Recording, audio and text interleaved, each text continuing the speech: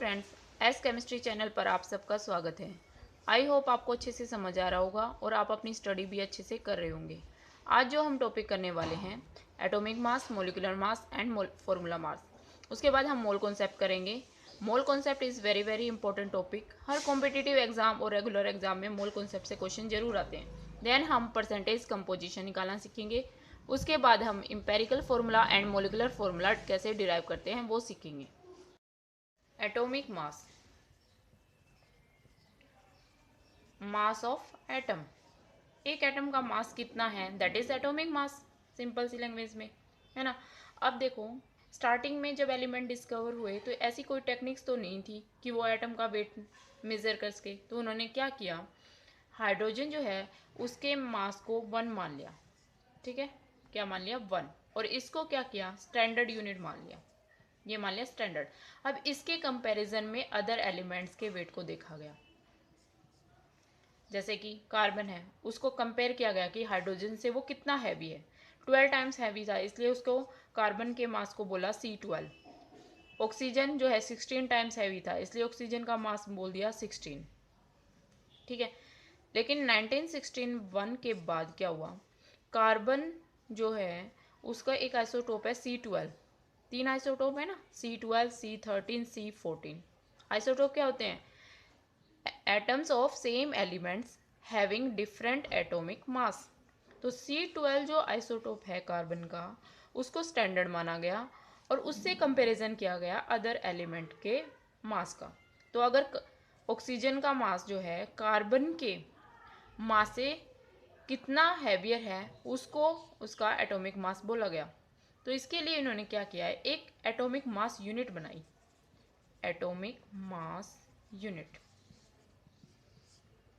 ठीक है, क्या थी एटॉमिक मास यूनिट, जो कार्बन का एक एटम है, कौन से आइसोटोप का, C12 आइसोटोप के जो है उसका एक एटम है। ठीक है, उसका 1/12 पार्ट कर दिया। क्या कर दिया, 1/12 पार्ट।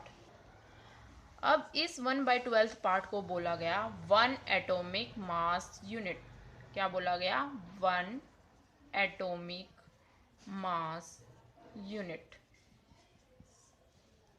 कार्बन के C12 आइसोटोप के एक एटम का 1/12 पार्ट जो है वो उसे बोलते हैं एटॉमिक मास यूनिट। तो एटॉमिक मास यूनिट को कैसे डिफाइन करेंगे, AMU को, एक जो एटॉमिक मास यूनिट होती है वो 1/12 part of mass of an atom of, कौन सा एटम, कार्बन C12 का आइसोटोप। कार्बन के C12 आइसोटोप का जो एटम है उसका 1/12 जो पार्ट है उसको 1 एटॉमिक मास यूनिट बोला गया। अब अदर जो एलिमेंट्स हैं उनके वेट के आगे या उनके मास के आगे क्या लगा दिया गया, AMU लगा दिया गया। कि हमने किससे कंपैरिजन, AMU किसके बराबर हो गया, 1/12 mass of an atom of carbon 12 isotope. ठीक है, अब जैसे हाइड्रोजन है, हाइड्रोजन का निकाला 1.00 समथिंग होता है, लेकिन इसको क्या मान लेते हैं हम, 1। ठीक है, तो 1 AMU हो गया हाइड्रोजन का एटॉमिक मास। ऑक्सीजन है, ऑक्सीजन का निकाला 15.99 समथिंग, है ना। तो इसको 16 के कंपेयर इक्वल कर लेते हैं हम। तो ऑक्सीजन का मास कितना हो गया, 16, लेकिन आगे क्या लगाएंगे, AMU। तो एटॉमिक मास को कैसे डिफाइन कर देंगे, इसकी डेफिनेशन आ जाए तो atomic mass of an element is the number of times an atom of element is heavier than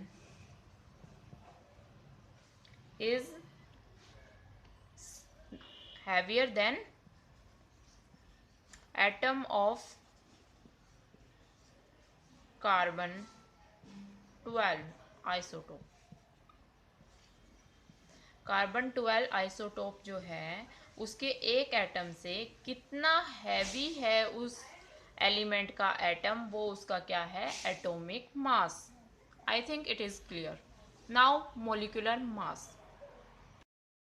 molecular mass करने से पहले एक और टर्म रहेगी हमारी, जैसे वन एटॉमिक मास यूनिट हमने अभी पढ़ा है ना। आजकल जो है वन एटॉमिक मास यूनिट नहीं यूज करते हैं, यू यूज करते हैं, यूनिफाइड मास। यूनिफाइड मास ये लिखा हुआ मिलेगा आपको, जैसे 16 यू। ऑक्सीजन का मास कितना है, 16 यू। हाइड्रोजन का कितना है, 1 यू। यूनिफाइड मास ये यूनिट है किसके इक्वल है, एएमयू के। एटॉमिक मास यूनिट की जगह ही हम इसको यूज करते हैं। एक आपका एवरेज एटॉमिक मास निकालना जाता है, एवरेज एटॉमिक मास। अब एवरेज एटॉमिक मास होता क्या है, देखो कार्बन है, उसके 3 आइसोटोप प्रेजेंट होते हैं, C12, C13, C14। नेचर में तीनों प्रेजेंट है, ठीक है। अब C12 की भी कुछ अबंडेंस है, कितना परसेंटेज हमारा जो है 100 अगर हम माने, उसमें C12 कितना पार्ट प्रेजेंट है, 13 कितना होता है, 14 कितना होता है, उसको अबंडेंस बोलते हैं। तो नेचर में तो ये तीनों आइसोटोप प्रेजेंट है ना। तो क्या हम C12 को, अगर हमें मास कार्बन का लेना है तो क्या C12 का लेना काफ़ी है, नहीं। इसका एवरेज लेते हैं, किसका, C12, C13, C14 का, क्योंकि नेचर में तो तीनों प्रेजेंट है। तो हमें क्या पता चला कि ये जो हम यूज़ कर रहे हैं वो C12 ही है या C13 ही है, C14 ही है। तो हम क्या करते हैं, इन तीनों का एवरेज लेके यूज़ कर लेते हैं। तो एवरेज कैसे निकालते हैं, देखो आइसोटोप्स हैं हमारे, यहाँ पर लिखेंगे आइसोटोप्स, यहाँ इनकी अबंडेंस लिखेंगे, कितने वो परसेंटेज में प्रेजेंट है नेचर में, और यहाँ इनका लिख देंगे एटॉमिक मास एएमयू में, ठीक है।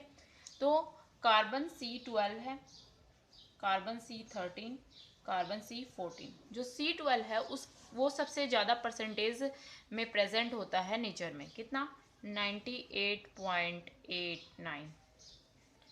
कार्बन C13 जो है वो होता है 1.0108 लगभग।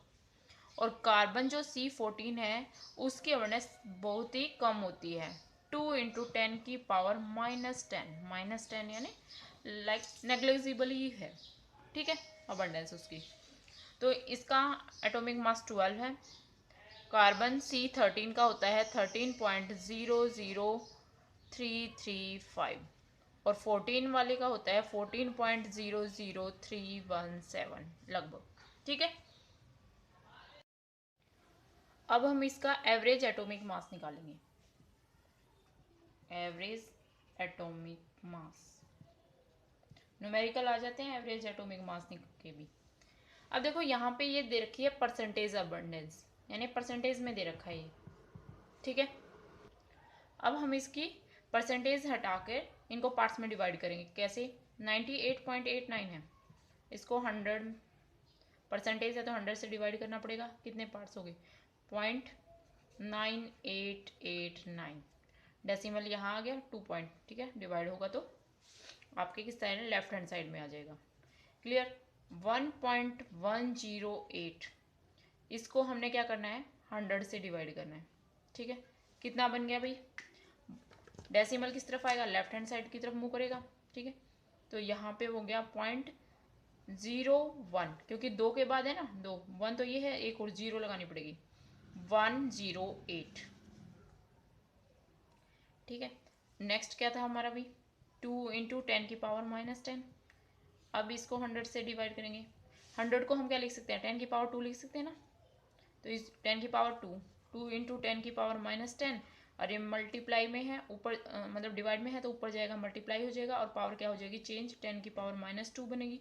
जो आपकी साइन है पावर के वो चेंज हो जाते हैं, ऊपर जाते हैं, तो क्या बन गया, 2 × 10 की पावर, मल्टीप्लीकेशन में पावर क्या होती है, जुड़ जाती हैं, तो -12। तो यहाँ आ गया 2 × 10⁻12। अब देखो कैसे करेंगे, एवरेज एटॉमिक मास। हमने क्या करना है, पार्ट जो हमने निकालना था इसका, पहले का पार्ट कितना था, 0.9889। इसको इसके एटॉमिक मास से मल्टीप्लाई करना है। कितना मास था एटॉमिक मास, 12, C12 का है ना, ठीक है। प्लस में दूसरे की अबंडेंस जो है हमारी वो कितनी थी, 0.1108। इसको उसके मास से मल्टीप्लाई करना है। कितना मास था भाई, 13.00335 था ना, 4 लिख देती हूँ मैं यहाँ पे, ठीक है। प्लस थर्ड वाली की अबंडेंस कितनी थी, 2 × 10⁻12, ठीक है। उसको मल्टीप्लाई करेंगे किससे, उसके मास से, कितना था, 14.00317 था, 312 लिख देती हूँ इतना, ठीक। अब इसको सोल्व कर लो। पहले इनको मल्टीप्लाई करो, इसको मल्टीप्लाई करो, इसको मल्टीप्लाई करो आपस में, फिर उनको आप टोटल कर लो, तो कितना आ जाएगा, लगभग 12.011। तो इसको लिखेंगे एटॉमिक मास यूनिट यानी यू। अब हम यूज करेंगे वर्ड यू, यूनिफाइड मास। तो यहाँ एवरेज एटॉमिक मास निकल गया आपका कार्बन का 12.011 यूनिफाइड मास। तो इसलिए हम कार्बन को का मास जब लिखते हैं तो 12 लेते हैं, है ना। अब एक आपको न्यूमेरिकल देती हूँ, आप उसको सोल्व करना। न्यूमेरिकल है, नियोन के आइसोटोप्स गिवन है आपको, नियोन 20, नियोन 21, नियोन 22, ठीक है। उनके रिलेटिव अबंडेंस दे रखी है। अब देखो ये परसेंटेज में नहीं दे रखी है, आपको सीधा निकाल के दे रखी है। अब इसका एटॉमिक एवरेज एटॉमिक मास आपको निकालना है नियोन का, ठीक है। परसेंटेज गिवन नहीं है, अब यहाँ पे आपकी रिलेटिव अबंडेंस गिवन है, ठीक है। तो आप निकाल लेंगे। इसका आंसर मैं बता देती हूँ, आप मैच कर लेना, 20.179 यूनिफाइड यूनिट।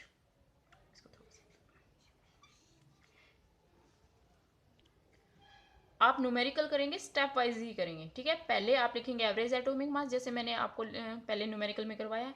फिर आपको मल्टीप्लाई करके दिखाना है अबंडेंस का और मास ऑफ आइसोटोप। फिर उनके बाद आपको टोटल उनका निकालना है। क्लियर। मोलिकुलर मास, मोलिक्यूल का मास, ठीक है। मोलिक्यूल क्या होते हैं, ग्रुप्स ऑफ एटम्स, ठीक है। जैसे वाटर है, एक मोलिक्यूल है, हाइड्रोजन और ऑक्सीजन के एटम से मिला हुआ है, ठीक है। अब मोलिकुलर मास क्या होगा कि जो एटम प्रेजेंट है किसी भी मोलिक्यूल में, जितने भी एटम प्रेजेंट हैं उनका जो एटॉमिक मास है उनका सम मोलिकुलर मास होगा। Molecular mass is the sum of atomic mass of all the elements present in that molecule.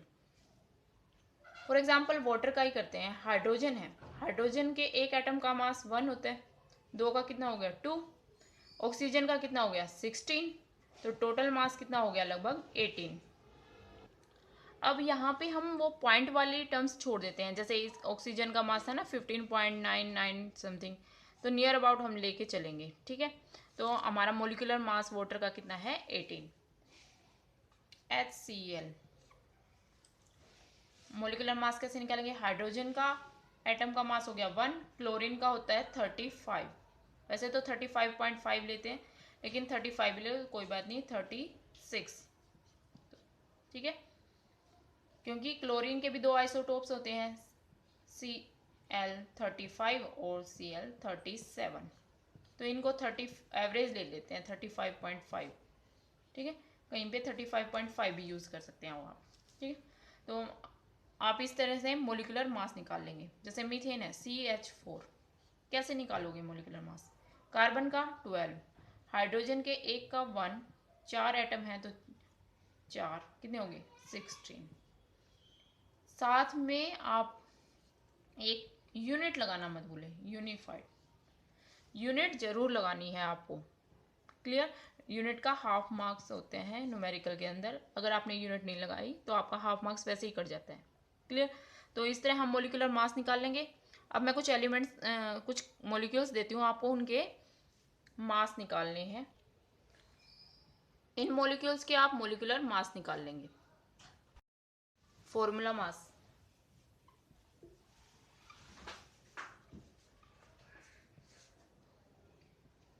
Ionic compounds हैं जैसे NaCl, KCl, KNO3, Na2, CO3, इस तरह के आयनिक कंपाउंड्स हैं, उनमें मॉलिक्यूल्स प्रेजेंट नहीं होते। मॉलिक्यूल्स नहीं होते तो वहाँ पे हम मोलिकुलर मास वर्ड यूज़ नहीं करेंगे। यहाँ हम क्या वर्ड यूज़ करेंगे? Formula mass. ठीक है, तो आयनिक कंपाउंड में मोलिकुलर मास की जगह हम फॉर्मूला मास वर्ड यूज़ करेंगे। कैसे निकालेंगे? जैसे फॉर्मूला मास निकालना है हमने NaCl का, निकालेंगे तो वैसे ही मास ऑफ एटॉमिक मास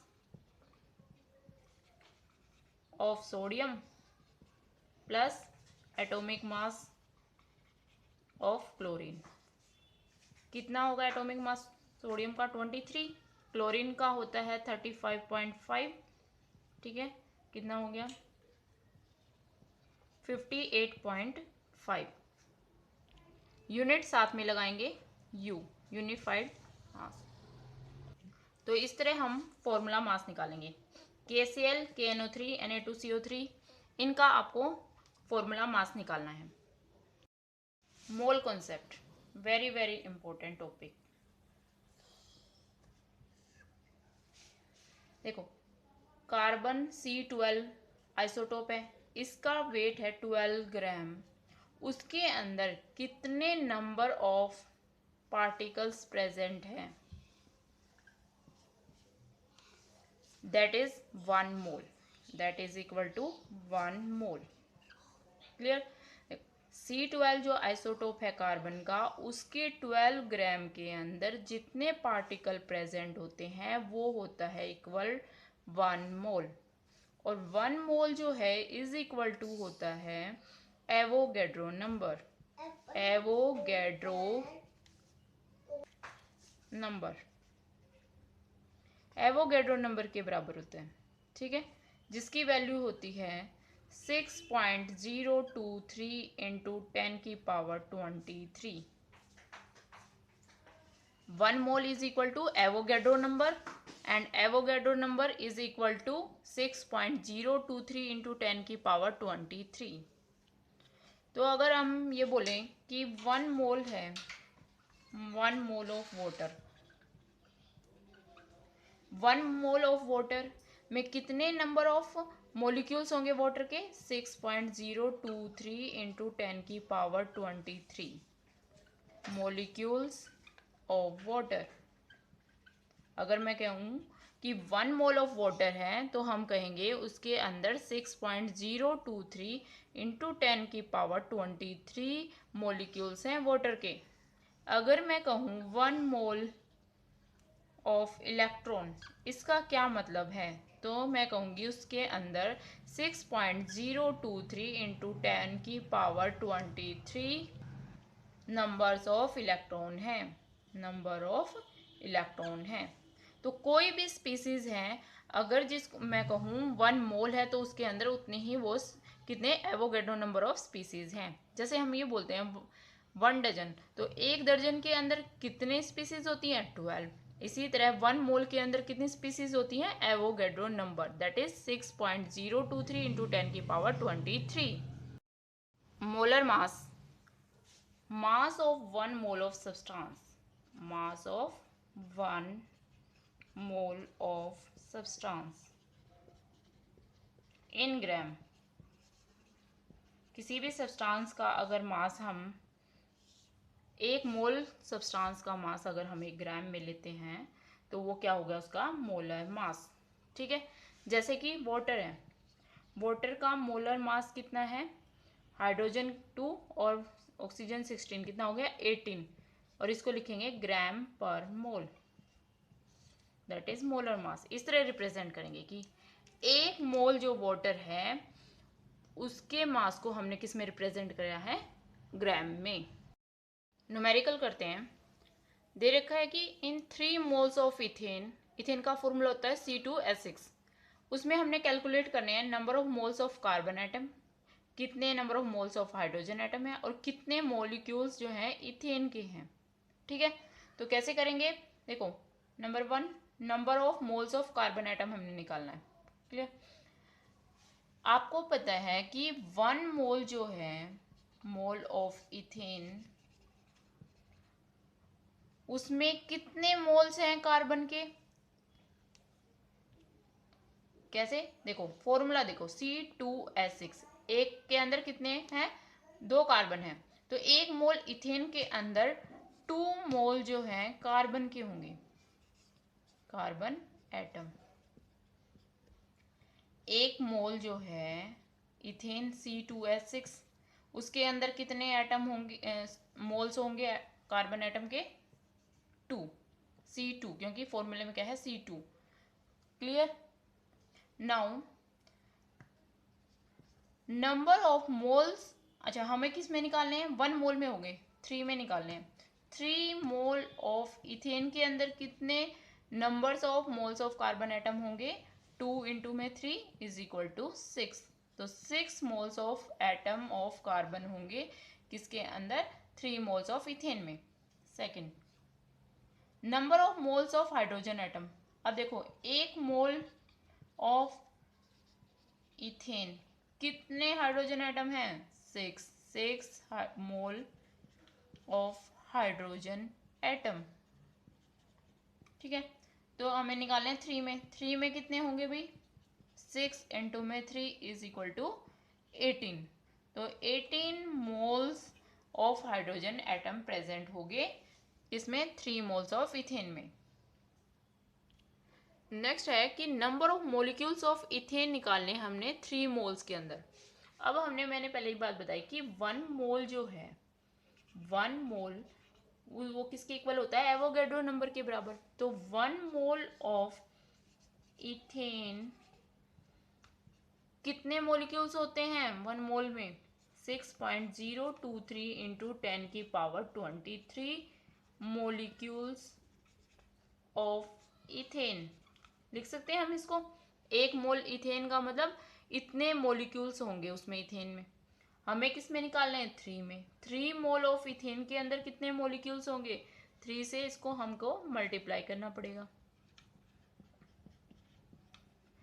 ठीक है।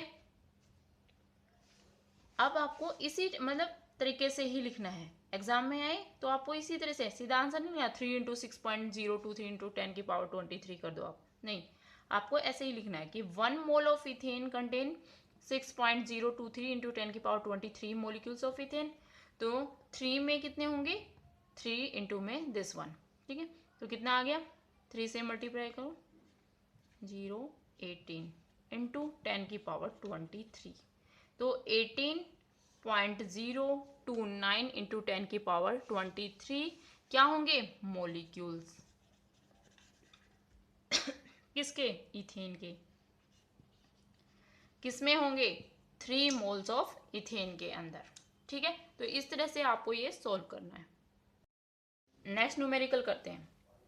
Calculate the mass of an atom of silver Ag, इसके एक एटम का मास निकालना है हमें।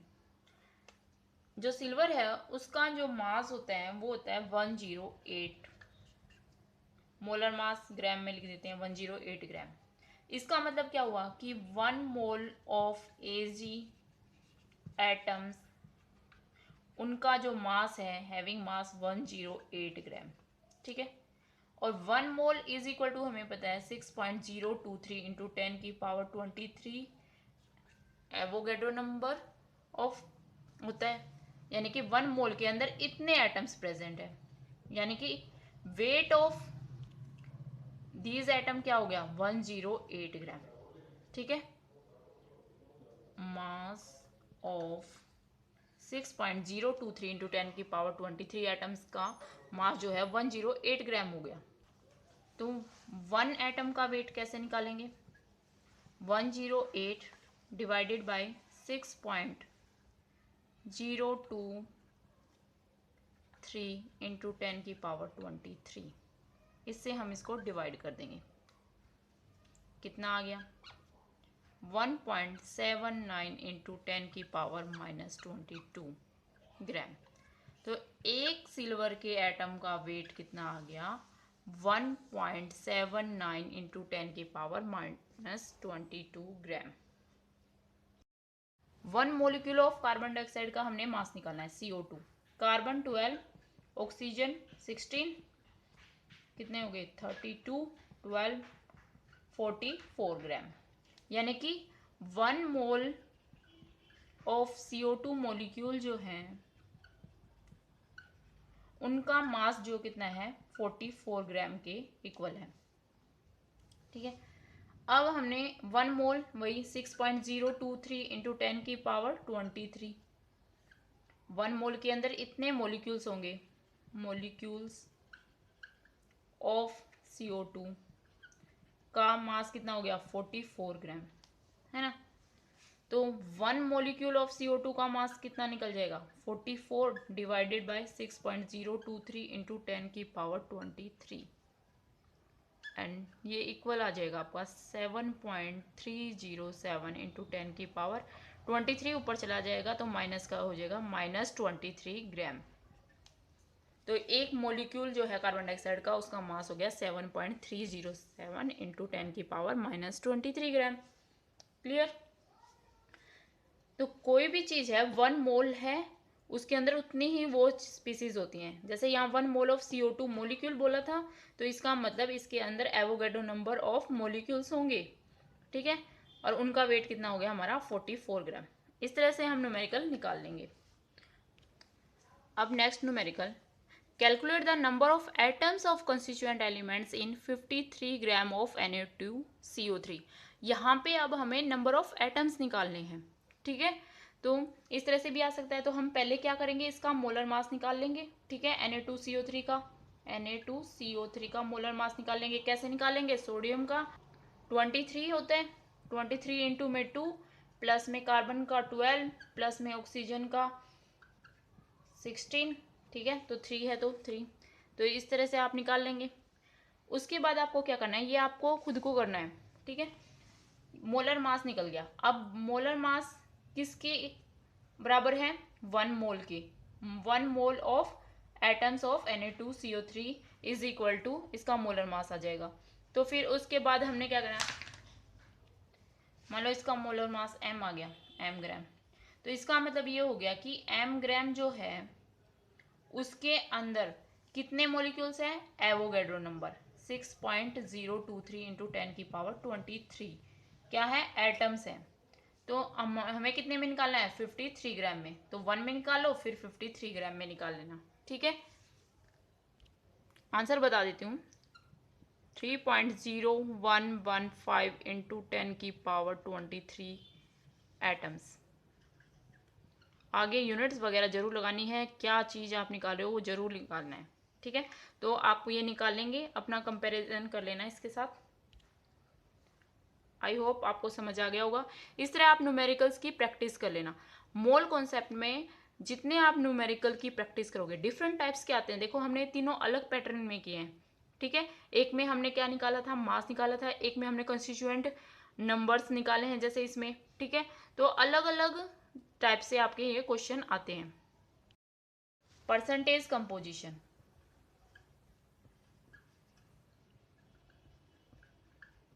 परसेंटेज कंपोजिशन क्या होती है, मान लो कोई कंपाउंड है H2O है। ठीक है, इसमें हाइड्रोजन की परसेंटेज कंपोजिशन कितनी है, ऑक्सीजन की कितनी है, वो हमें निकालनी है। तो हमें क्या करना होता है कि हाइड्रोजन का अगर निकालना है तो परसेंटेज ऑफ हाइड्रोजन कैसे निकालेंगे, इसका मास ऑफ हाइड्रोजन, ठीक है, divided by molar mass of compound का टोटल मास इनटू में 100। जैसे हम परसेंटेज निकाले हैं, marks obtained divided by total marks into में 100, वैसे ही है। अगर हमें जिस भी एलिमेंट की कंपोजिशन निकालनी है उसका मास ऊपर लिखेंगे, फिर उसके डिवाइडेड में टोटल मास कितना है इनटू में 100। जैसे हाइड्रोजन का निकालना है मास, तो हाइड्रोजन का मास हमें क्या है पता है, यहाँ पे कितना है 2 है। ठीक है, 1 का 1 और 2 का 2 इनटू में मोलर मास वाटर का टोटल 18 होता है इनटू में 100 निकाल लेंगे। तो ये हमारा क्या आ गई, परसेंटेज कंपोजिशन किसकी, हाइड्रोजन की इन वाटर। इसी तरह ऑक्सीजन की निकाल लेंगे। ऑक्सीजन के लिए कितना, ऑक्सीजन का मास कितना है 16 और टोटल 18 इनटू में 100। तो ये किसकी आ जाएगी परसेंटेज कंपोजिशन, ऑक्सीजन की, और ये होगी हाइड्रोजन की। ठीक है, तो ये निकाल लेना आप। Empirical formula and molecular formula. Molecular formula क्या होता है, देखो पहले एक्चुअल में जितने नंबर ऑफ एटम्स प्रेजेंट होते हैं किसी भी कंपाउंड में, उनको उनके सिंबल और नंबर के साथ रिप्रेजेंट करते हैं हम मॉलिक्यूलर फॉर्मूला में। कैसे? जैसे बेंजीन है C6H6, ये इसका मॉलिक्यूलर फॉर्मूला हो गया कि बेंजीन में 6 कार्बन एटम होते हैं और 6 ही हाइड्रोजन एटम होते हैं। तो किसी भी कंपाउंड के अंदर जितने नंबर ऑफ एटम्स प्रेजेंट होते हैं उनको रिप्रेजेंट करते हैं हम मॉलिक्यूलर फॉर्मूला में। Molecular formula is a true formula. True formula होता है ये एक्चुअल में कितने नंबर ऑफ एटम्स प्रेजेंट हैं। जैसे ग्लूकोज है, ग्लूकोज का मॉलिक्यूलर फॉर्मूला होता है C6H12O6। इसका मतलब ग्लूकोज के अंदर 6 कार्बन के एटम हैं, टोटल हाइड्रोजन के 12 एटम हैं और ऑक्सीजन के 6 हैं। That is molecular formula. अब इंपीरिकल फॉर्मूला क्या होता है? इंपीरिकल फॉर्मूले के अंदर हम क्या है उसकी सिंपलेस्ट रेशियो जो में लिखते हैं, होल नंबर रेशियो में। जैसे देखो बेंजीन है, बेंजीन में C6H6, कार्बन 6 और हाइड्रोजन भी 6, इसको 6 से 6 कट जाएगा ना CH। सिंपलेस्ट फॉर्म में मैं इसको CH लिख सकती हूँ। तो ये क्या हो गया इसका इंपीरिकल फॉर्मूला। इंपीरिकल फॉर्मूला हो गया इसका बेंजीन का इंपीरिकल फॉर्मूला CH। अगर मुझे ग्लूकोज का निकालना है तो इसको भी सिंपलेस्ट रेशियो में लिखूँ, 1:1 हो जाएगा ना। तो CHO, 1 को लिखने की जरूरत नहीं होती, 2 और इसका भी 1, तो CHO ये ग्लूकोज का इंपीरिकल फॉर्मूला हो गया। ठीक है, तो मॉलिक्यूलर फॉर्मूला में हम सारे एटम जो हैं उनके नंबर्स लिखते हैं, इंपीरिकल फॉर्मूला में हम उसको सिंपलेस्ट होल नंबर रेशियो में लिखते हैं। न्यूमेरिकल्स करते हैं, इसके न्यूमेरिकल ही आते हैं। 3 मार्क्स का न्यूमेरिकल आता है आपका मॉलिक्यूलर फॉर्मूला या इंपेरिकल फॉर्मूला निकालने के लिए। न्यूमेरिकल करते हैं, उससे पहले एक बात समझो आप कि मॉलिक्यूलर फॉर्मूला और इंपेरिकल फॉर्मूला क्या रिलेशन है दोनों में। देखो हमने बेंजीन का एग्जांपल किया था C6H6, ये क्या था इसका मॉलिक्यूलर फॉर्मूला, CH इसका इंपेरिकल फॉर्मूला था। तो ये अगर मैं इसको 6 से मल्टीप्लाई कर दूं तो क्या आ जाएगा C6H6 आ जाएगा, यानी कि molecular formula is equal to 6 into में CH, ऐसे निकाल सकती हूँ मैं। तो ये क्या है इंपेरिकल फॉर्मूला, ये है मॉलिक्यूलर फॉर्मूला। 6 क्या है, कोई भी नंबर हो सकता है जो इसको क्या है सिंपलेस्ट रेशियो में बनाता है। जैसे कि इसको हम लिख सकते हैं n, और ये हो गया हमारा इंपीरिकल फॉर्मूला, और ये हो गया हमारा मॉलिक्यूलर फॉर्मूला। तो molecular formula is equal to n into में इंपीरिकल फॉर्मूला। n कोई भी इंटीगर हो सकता है जो इसको सिंपलेस्ट रेशियो में बनाता है। जैसे कि अगर मैं बोलूँ C6H12O6, तो इसका सिंपलेस्ट रेशियो क्या था CH2O, ये था इसका इंपेरिकल फॉर्मूला सिंपलेस्ट रेशियो में। तो किससे मैंने डिवाइड किया इसको 6 से, तो इसकी n की वैल्यू यहाँ पे क्या होगी 6, कि मैं इसको अगर 6 से मल्टीप्लाई कर दूंगी तो मॉलिक्यूलर फॉर्मूला आ जाएगा C6H12O6, तो n की वैल्यू 6 हो गई। क्लियर। लेकिन आपको न्यूमेरिकल में कई बार मॉलिक्यूलर वेट दिया जाता है, मॉलिक्यूलर मास दिया जाता है, एम्पेरिकल मास दे दिया जाता है, आप n की वैल्यू कैसे निकालोगे? n इज इक्वल टू होगा मॉलिक्यूलर मास, जो भी वेट दिया गया होता है, न्यूमेरिकल में वेट दिया जाता है कि मॉलिक्यूलर वेट इतना है, और इंपेरिकल वेट n निकाल लेते हैं हम। ठीक है, मॉलिक्यूलर वेट कैसे निकालेंगे? मॉलिक्यूलर फॉर्मूला गिवन है तो वहां से मॉलिक्यूलर वेट आ जाएगा। इंपीरिकल वेट, अगर इंपीरिकल फॉर्मूला गिवन है तो इंपीरिकल वेट भी आ सकता है, और n की वैल्यू हम निकाल भी सकते हैं। तो कई तरह से किसी में n गिवन होता है, किसी में n निकालना पड़ता है हमें, किसी में मॉलिक्यूलर वेट गिवन होता है, किसी में निकालना पड़ता है। तो कई तरह से हमें करना पड़ता है, इसलिए हमें इनके रिलेशन पता होने चाहिए। ठीक है, अब ये न्यूमेरिकल करते हैं। A compound has 93.70% carbon and 6.29% hydrogen. If its molar mass is 128 gram per mole, calculate its molecular formula, molecular formula निकालना है हमें। तो इस तरह के न्यूमेरिकल जो है, एम्पेरिकल फॉर्मूला निकाला हो या मोलिकुलर फॉर्मूला, इसमें हम टेबल का यूज़ करेंगे तो अच्छा रहेगा। टेबल से आपको अच्छे से समझ भी आएगा और इजीली आप कर पाओगे। तो इसको टेबल बनाते हैं। इसके लिए जो हमें गिवन है, कैसे टेबल बनानी है, हमने पहले एलिमेंट का नाम लिखना है यहाँ पे, ठीक है। उसके बाद हमने इसकी परसेंटेज लिखनी है, परसेंटेज ऑफ एलिमेंट, कितनी परसेंट में वो प्रेजेंट है जो आपको गिवन होती है। क्लियर। थर्ड में आपको इसका एटॉमिक मास लिखना है, जो भी एलिमेंट है। नेक्स्ट मोल्स निकालने हैं इसके, मोल्स ऑफ एलिमेंट। उसके बाद हमने सिंपलेस्ट मोलर रेशियो निकालना है, मोलर रेशियो। इसके बाद अगर नीड हुई तो होल नंबर रेशियो भी निकालना पड़ता है, नंबर रेशियो। कईयों में नीड नहीं होती है।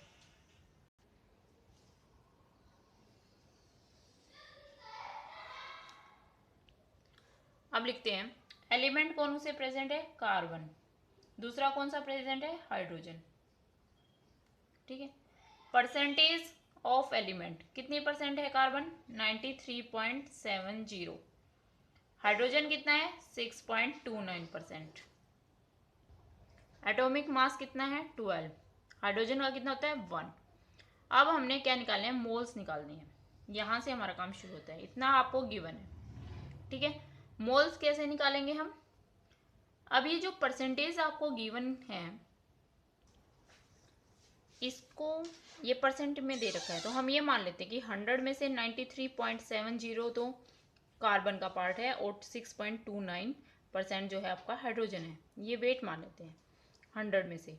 तो मोल्स निकालेंगे, वेट इसका डिवाइडेड बाय एटॉमिक मास, कितना एटॉमिक मास, 12। ऐसे ही इसका करेंगे 6.29 एटॉमिक मास से इसको डिवाइड कर देंगे, करेंगे इसको, इसका आ जाएगा आपका 7.80 और इसका आ जाएगा, डिवाइड करेंगे तो 6.29, ठीक है।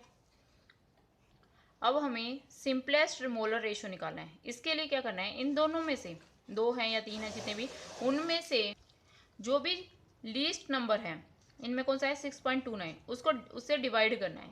7.80 को 6.29 से डिवाइड करना है और यहाँ पे भी 6.29 करेंगे, ये आ जाएगा आपका 1। इसको करोगे तो आप 1.25 आ जाएगा, ठीक है।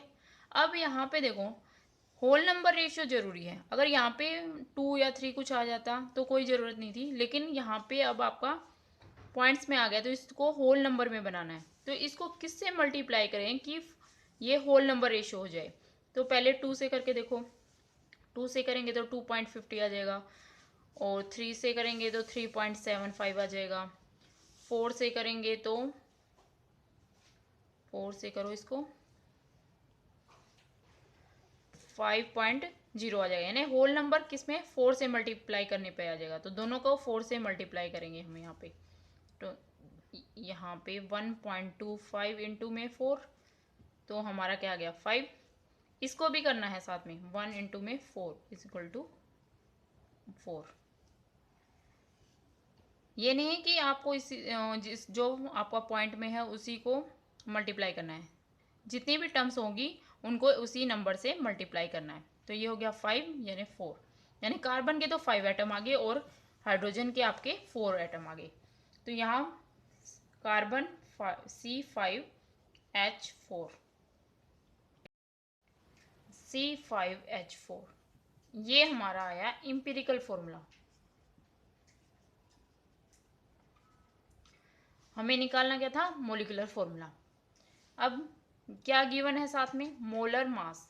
मोलर मास गिवन है, कितना था भाई, 128 ग्राम पर मोल था, ठीक है। अब हम क्या निकालेंगे, एम्पिरिकल मास निकालेंगे। एम्पिरिकल मास निकालो, इससे एम्पिरिकल फॉर्मूला तो है ही हमारे पास। तो कार्बन का एक का 12, 5 प्लस में हाइड्रोजन का 1 इंटू में 4, कितना हो गया 60 प्लस 4 कितना हो गया 64। अब हमारे पास एम्पेरिकल मास भी आ गया और मोलिकुलर मास भी। एन निकाल लेंगे। एन क्या होता है, मोलर मास या मोलर वेट बाय एम्पेरिकल। कितना है मोलर मास, 128 और 64, ठीक है। कितना आ गया 2, तो एन की वैल्यू क्या आ गई हमारी 2। N2 आ गया तो molecular formula is equal to क्या था, N इंटू में एम्पिरिकल फॉर्मूला। N की वैल्यू आ गई 2, एम्पिरिकल फॉर्मूला था हमारा C5H4, ठीक है।